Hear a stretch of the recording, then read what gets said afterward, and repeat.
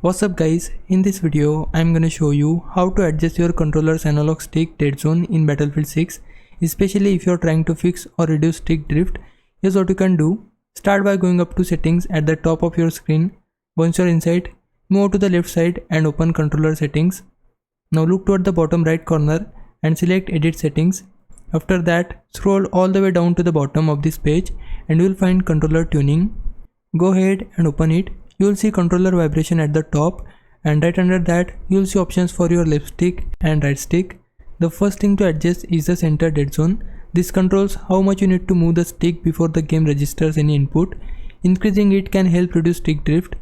Below that you will see the axial dead zone. You can try experimenting with this as well, although I usually leave it alone since the default works fine for me. Then you have the max input threshold, which determines how far you need to push the stick before the game reads it as full input. You can adjust this depending on how sensitive you want the stick to feel. Try tweaking the left stick and right stick settings, mainly the center dead zone, until the drifting stops or becomes less noticeable. That's all there is to it. Adjusting this setting should help smooth out your controls. Now if it was a big help, can you like this video and subscribe my channel. For now, thanks for watching. Bye bye.